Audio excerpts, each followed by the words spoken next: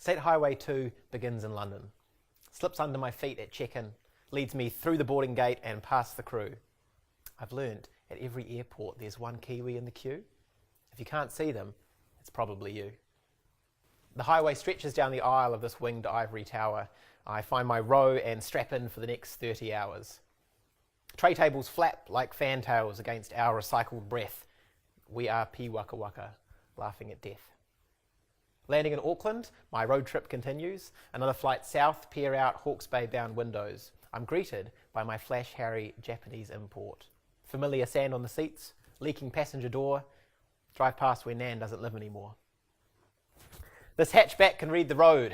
Tyre her gear stick when she's going fast. Tuku tuku when she's slow. Engine chatting as we tiki-tour through town. In the shadow of Te Mata Papatuanuku protests, gets in the way of gourmet calamari and radishes. Opinions cross the street, zigzag from tree to tree, from the new church round the corner to Ranginui at the peak. No false idols here, just modern missionaries. Great facilities though, great facilities. Wine country signs a fine vintage while I unpack a bag. Old mate packs a sad like Pākehā packs sunblock. He must be one of those hard-nosed NZ Europeans. Hungi the comments and crack the screen. Getting stroppy at someone else's spirituality.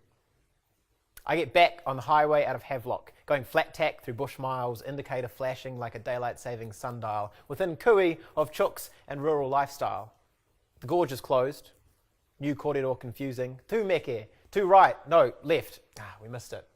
Keep to the centre of the lane or Kamagutsa. This road shares whakatoki at every corner.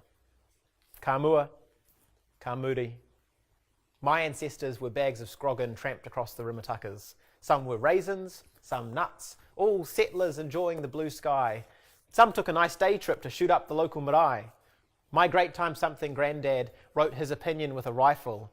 He did the hard yards, farmed, did harm, was spiteful. They were pioneers, and they were entitled. 180 years later, I've got a glove box of bullets and trail mix all shook together. Someone sanded the forest smooth, then carved in Caucasian. Everyone suffers from chocolate-coated colonisation. I'm driving now. That means I'm in charge of the radio. And if you missed the memo, if your brash voice is afraid of our country's reo, if you want to whitewash Aotearoa's rainbow, here's my threat. I won't change the channel. I'll call the station, call out racism, raise the volume, be part of the conversation. Kids, you must remember every time you're in the car, use your voice for change, keep questioning the past. Like, why does the Foursquare man still wear a tie? Do you think it's ironic? He's not a formal guy. My first waka birthed in Wellington, a her of a long time ago. Free parking before brake lights glowed, before Victoria was drowning in espresso.